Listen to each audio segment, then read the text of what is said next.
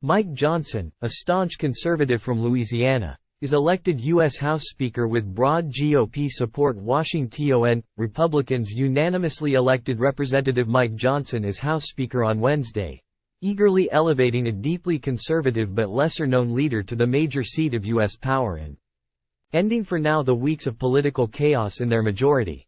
Johnson, 51, of Louisiana, swept through on the first ballot with support from all Republicans anxious to put the past weeks of tumult behind and get on with the business of governing.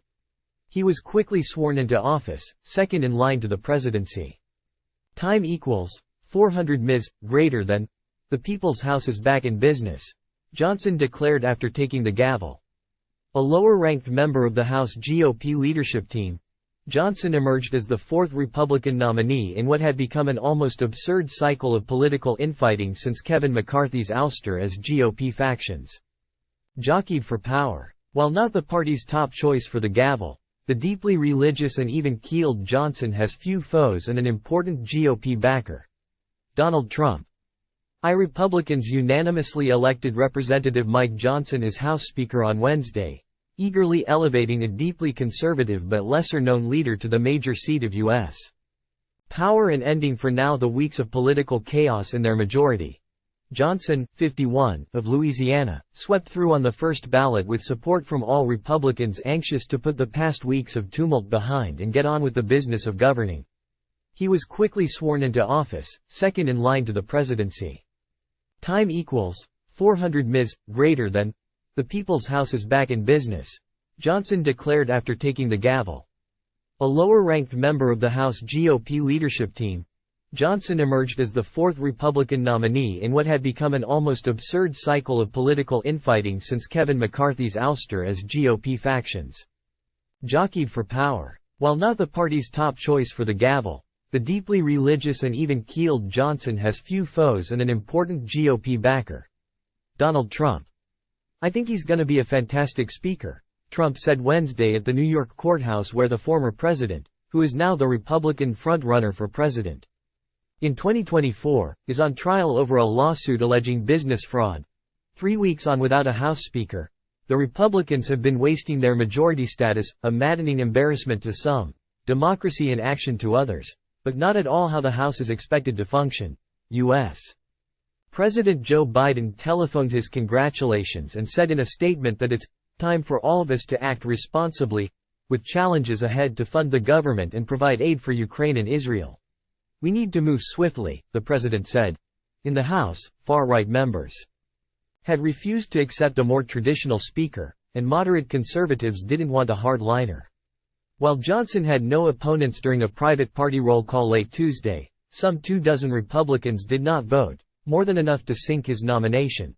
But when GOP Conference Chair Representative Elise Stefanik rose to introduce Johnson's name Wednesday as their nominee, Republicans jumped to their feet for a standing ovation.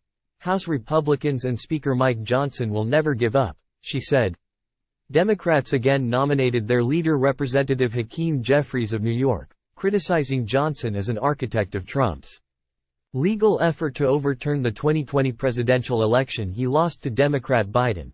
With Republicans controlling the House only 221 to 212 over Democrats, Johnson could afford just a few detractors to win the gavel. He won 220 to 209, with a few absences. Jeffries said House Democrats will find common ground, work with Republicans whenever possible for the good of the country. Lawmakers quickly reconvened to get on with the business of governing, considering a resolution saying the House stands with Israel and condemns Hamas' brutal war. Next, they planned to turn to a stalled government funding bill.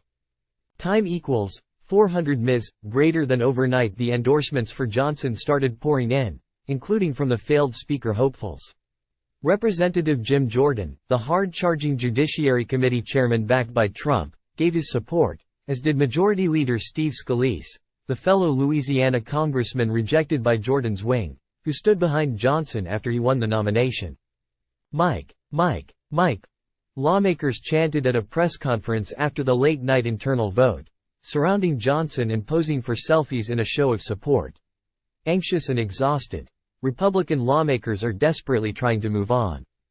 Time equals 400 ms. Greater than Johnson's rise comes after a tumultuous month, capped by a head-spinning Tuesday that within a span of a few hours saw one candidate, Representative Tom Emmer, the GOP whip, nominated and then quickly withdraw when it became clear he would be the third candidate unable to secure enough support from GOP colleagues after Trump bashed his nomination. Time equals 400 ms. Greater than, he wasn't MAGA, said Trump, referring to his Make America Great Again campaign slogan. Attention quickly turned to Johnson. A lawyer specializing in constitutional issues, Johnson had rallied Republicans around Trump's legal effort to overturn the 2020 election results. Time equals 400 ms. Greater than elevating Johnson to Speaker gives Louisiana two high-ranking GOP leaders, putting him above Scalise. Affable and well-liked, colleagues swiftly started giving Johnson their support. In no time, his name replaced McCarthy's on the sign outside the Speaker's office in the Capitol. Time equals 400 ms. Greater than the congressman, who drew on his Christian beliefs, said to the American people watching, "Our mission here is to serve you well and to restore the people's faith in this House." Rep. Matt Gaetz, R. Florida, who led a small band of hardliners to engineer McCarthy's ouster at the start of the month, posted on social media that Mike Johnson won't be the speaker the swamp wants, but he is the speaker America needs. Republicans have been flailing all month, unable to conduct routine business as they fight amongst themselves with daunting challenges ahead. The federal government risks a shutdown in a matter of weeks if Congress fails to pass funding legislation by a November 17 deadline to keep services and offices running. More immediately, U.S. President Biden has asked Congress to provide $105 billion in aid to help Israel and Ukraine amid their wars and to shore up the U.S. border with Mexico. Federal aviation and farming programs face expiration without action. Time equals 400 ms. Greater than many hardliners have been resisting a leader who voted for the budget deal that McCarthy struck with Biden earlier this year, which set federal spending levels that far-right Republicans don't agree with and now want to undo. They're pursuing steeper cuts to federal programs and services with next month's funding deadline. Time equals 400 ms. Greater than Rep. Marjorie Taylor Greene of Georgia said she wanted assurances the candidates would pursue impeachment inquiries into Biden and other top cabinet officials. In all, some 15 congressmen, but no women, competed for the gavel over the past several weeks. Time equals 400 ms. Greater than during the turmoil. The House was led by a Speaker pro tempore, Representative Patrick McHenry, RNC, the bow-tie-wearing chairman of the Financial Services Committee. His main job was to elect a more permanent speaker.